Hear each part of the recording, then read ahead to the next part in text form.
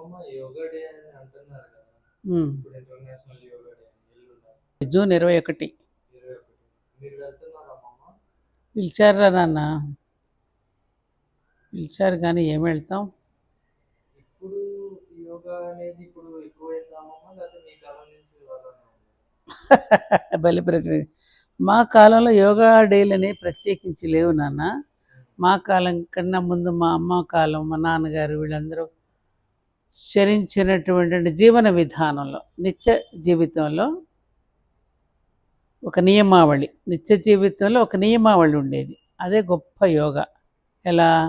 మేము చిన్నప్పుడు ఎన్నో చూసాం. బావిలో నీళ్లు తోడుతున్నాం. ఇప్పుడు అన్ని ఆసనాల కింద మార్చేశారుగా. యోగా అంటే కలయిక. ఎవరితో ఈ కలయిక? ఎవరితో ఈ అనుసంధానం? సృష్టికర్త భగవంతుడితో. కాస్మిక్ ఎనర్జీ ఏదైతే ఉన్నదో దానితో అనుసంధానం చేసుకోవటం.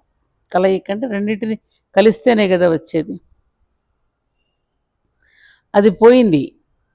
మన ఋషులు ఏదైతే చెప్పారో ఆ మార్గాన్ని వదిలేసి కేవలం ఆసనాలతో సరిపెట్టేస్తున్నాం మనం. యోగా అంటే కేవలం ఆసనాలే కాదు.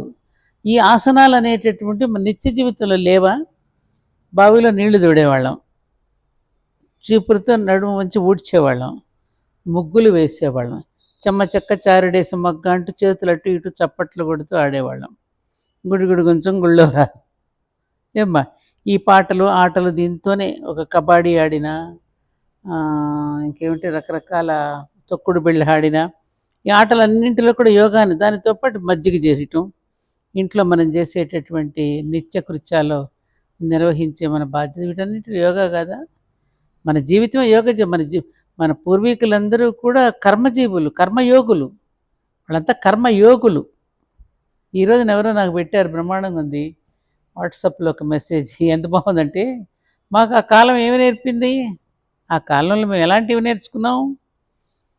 పొలం గట్టు మీద సన్నగా ఇలా నడుచుకుంటూ వెళుతూ ఉంటే అటు ఇటు, ఇప్పుడు మామూలుగా ఈ సర్కస్లో దారం మీద నడుస్తూ ఉంటే ఎలా వెళ్తారు, తీగ మీద నడిస్తే అట్లా ఆ పొలం గట్లపై నడిపించి తడబడకుండా నిలదొక్కుకోవడం నేర్పింది.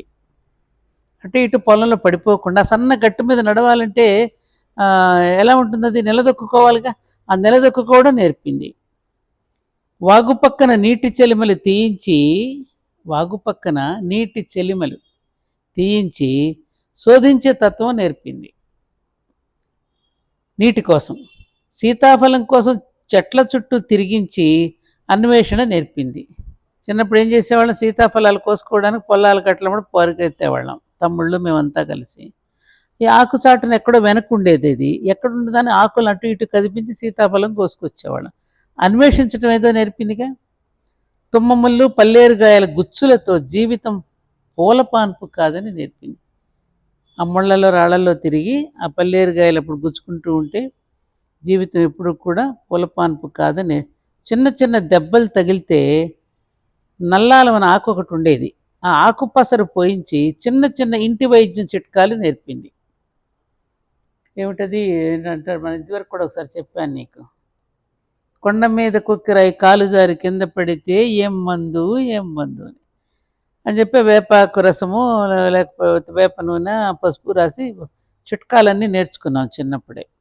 ఎక్కడన్నా గాయం తగిలితే వెంటనే మన ఇంటికి కట్టుకున్న మామిడి తోరణం ఎండిపోయిన ఆకును అలా పొడి చేసేసి గాయం మీద వేసేస్తే తగ్గింది, లేదా పసుపు వేస్తే తగ్గిపోయింది. ఆ చిన్న చిన్న చిట్కాలన్నీ చిన్నప్పుడే నేర్చుకున్నాం కదా. చెట్టు మీద మామిడికాయ గురి చూసి కొట్టడం లక్ష్యాన్ని ఛేదించడం నేర్పింది. నిండు బిందెను నెత్తి మీద పెట్టి నీళ్లు మోయించి జీవితం అంటే బరువు కాదురా బాధ్యత అని నేర్పింది.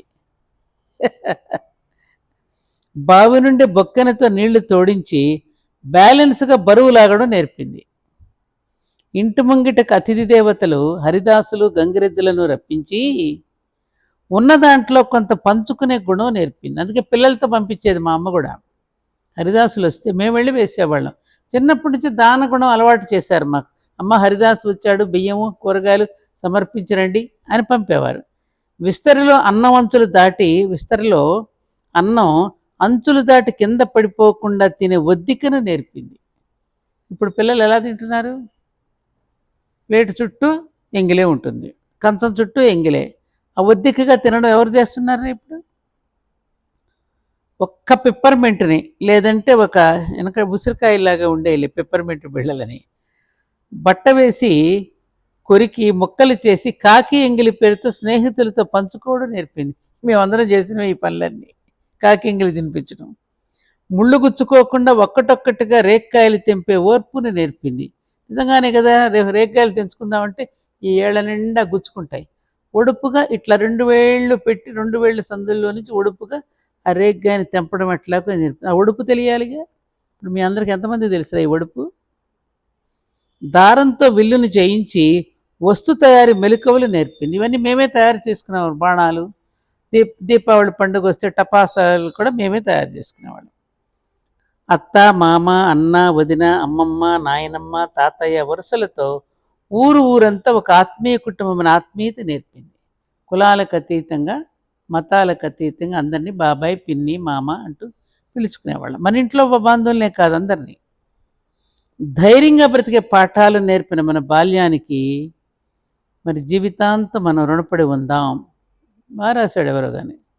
కరెక్టే కదా. ఈ బాల్యంలో ఇవన్నీ నేర్చుకోబట్టే కదా ఇప్పటి వరకు ఇలా నిలదొక్కుకోగలుగుతున్నాం. ఆ నిలదొక్కుకోవడం ఎలాగో నేర్పడమే యోగా. బెంబేలు పడిపోకూడదు కష్టానికి. ప్రతి చిన్నదానికి బెంబేలు పడిపోతుంటారు ఇప్పుడు పిల్లలు కదా. కాబట్టి యోగా అనేటటువంటిది ఒక కలయిక. నేను ఎప్పుడు చెప్తా చూడు, ఆ పైవాడితో ఆ కనెక్షన్ ఎప్పుడు కూడా భిన్నం కాకుండా మన జీవితాన్ని, ఆ జీవితాన్ని ఒక శృతి కలుపుకుని జీవించటమే యోగా. మంచిదే, ఇది శారీరకంగా ఆరోగ్యంగా ఉంచడానికి పనికి వస్తుంది. కానీ ఇదొక్కటే ఉండేసి అసలు విషయాలు మర్చిపోతున్నాం. ధర్మ అర్థ కామ మోక్షాలలో ధర్మాన్ని, మోక్షాన్ని, అర్ధకామాలను పట్టుకున్నట్టుగా ఇప్పుడు కూడా అంతే. అసలే వదిలేసి అవి పట్టుకుంటున్నాం. నేర్చుకుంటారు. అలా అని మనం విమర్శించడం కాదు, అలా అని మనం దీనిని ఏదో తప్పు పట్టడం కాదు. ఇవాళ ఇది నేర్చుకున్న వాళ్ళు రేపు కాదు, ఇంతకంటే మించింది ఇంకేదో ఉంటుందని రేపైనా కళ్ళు తెరుస్తారుగా. కాబట్టి ఇది మంచిదే. దేశమే కాదు, ప్రపంచ దేశాలన్నింటిలో చేస్తున్నాయి. కాకపోతే ఆ సిచ్యువేషన్ మళ్ళీ ఒక వ్యాపారంగా మార్చేసి జనాల్లోకి మరొక రకంగా తీసుకెళ్లకుండా జాగ్రత్త పడితే ఇది బ్రహ్మాండంగా సక్సెస్ అవుతుంది.